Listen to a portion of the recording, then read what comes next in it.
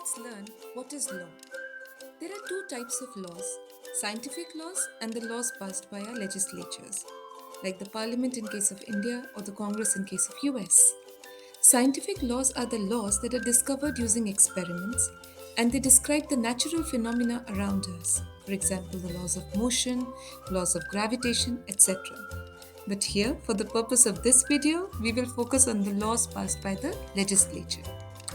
Laws are a set of rules which are framed to govern a society, and they can be enforced through different law enforcement institutions like the courts, police, etc.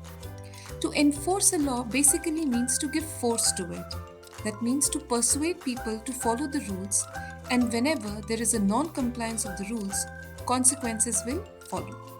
It is important to remember here, though, that the aim of law is not to punish people. The aim of law is to deliver justice, maintain order and fairness in society. Different laws are directed at different sections of the society. Let's look at the smallest unit of a community, a family. Some of the laws which govern families are family law, laws related to marriage, succession, inheritance, etc., property law dealing with disputes regarding tangible property, child adoption, etc. The aim of these laws is basically to protect the smallest unit of society, that is our families, and also to protect the interest of those in a family who are at a disadvantage or who have been wronged and need protection, especially by the state. Then there are rules that are specifically directed towards large communities. And one of the most relevant community in today's time is our online community. In today's world, where every person has an online presence, rules regarding the lawful and proper use of internet are very important to ensure that people's right to privacy is not violated and all of their information is safe and secure while they are performing any form of activity online. For example, chatting with their friends, posting their personal information, performing banking, e-commerce or any other transaction where internet is used as a platform or as a facilitator. For instance, respecting other people's intellectual property like copyrights, trademarks, or more importantly, people's privacy by being extremely mindful of sharing other people's personal and private information with a wider audience irresponsibly and without their explicit consent. These laws, like the Indian Penal Code or the Technology Act in India or the Digital Millennium Copyright Act in the US, these are some of the laws that have been enacted to ensure a reasonable and responsible online and offline behavior in the society to maintain fairness and order. Another very famous legislation which is broadly spoken of is the GDPR, the General Data Protection Regulation of the European Union, which is very strict. It very strictly regulates the collection of personal data of EU citizens, and in case of any violation of the same, the penalties are hefty, creating a strong deterrence effect. And any company which is working or which has any operations in the EU have to abide by the GDPR.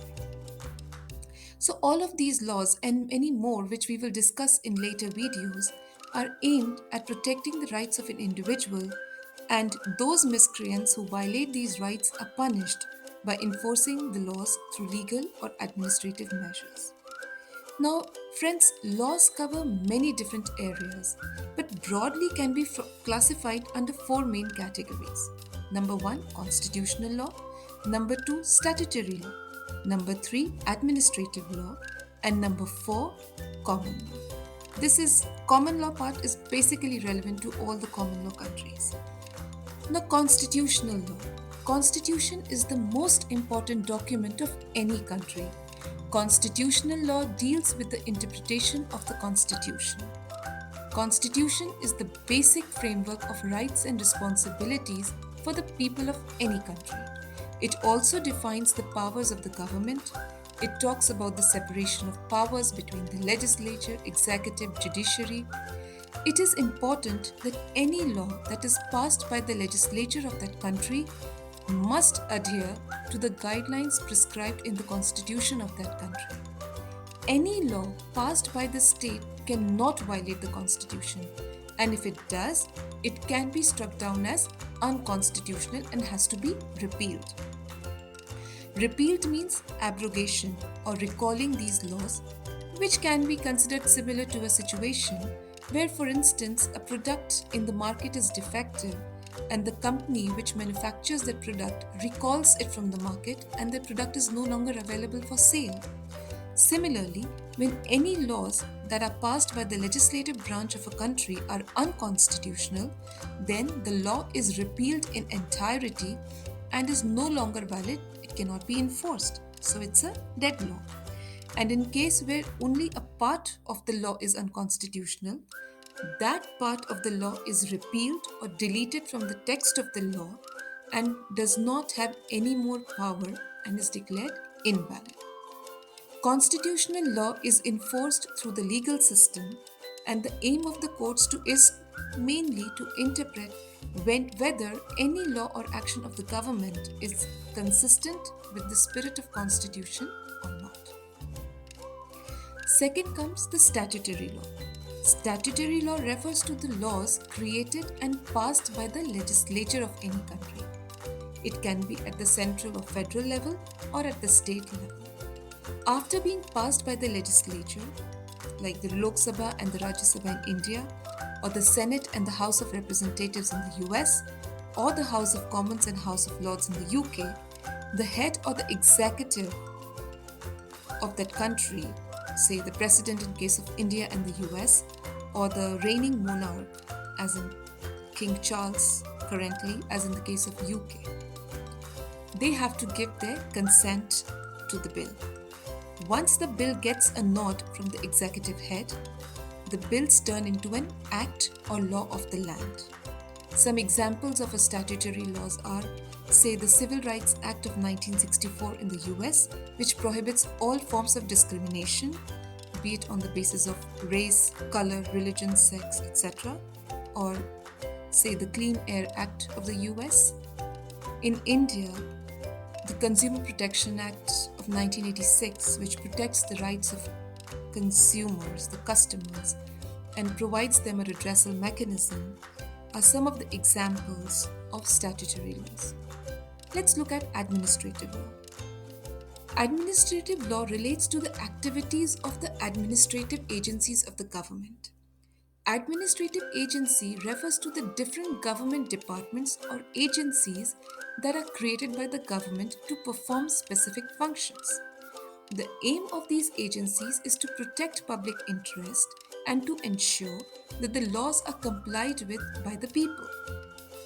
Administrative law regulates how the agency will function, the rules and regulations within the ambit of which the agency has to operate, and to ensure that the agency is accountable to the people at large with whom it deals with on a regular basis. And it also provides a redressal mechanism for those who are negatively impacted by the agency. Some examples of administrative bodies are, say, SEBI in India, Securities and Exchange Board, which is a regulatory agency for the securities market in India, or the Securities and Exchange Commission, which is similar to SEBI, which is in the US, where the agency regulates the securities market in US. Or say the Internal Revenue Service, IRS in USA, which is responsible for collection of taxes. Then comes the fourth kind of law, that is the common law. This is the law which is derived from the decisions and opinions of courts, also known as precedents, rather than from statutes or laws by the legislature. It can be called a judge-made law, but it does not have a binding effect on the legislature. It is simply used as a guideline in disputes where the nature of the case is similar to the one where the court had decided the case in the past. So friends, laws have an effect on every person in the society. Lawyers help represent the disputing parties in the courts, and the judge sits on a desk which is on an elevated platform known as bench and hears the disputing parties and then decides a case based on relevant facts, assessment of the evidence, and in accordance with the law of the land. Therefore, it is in the best interest of any society which intends to maintain order, a just and fair system, that people abide by the law of the land. Friends, I hope you like this video. Thank you so much for your time, and I'll see you soon with another video. Till then, goodbye and take care.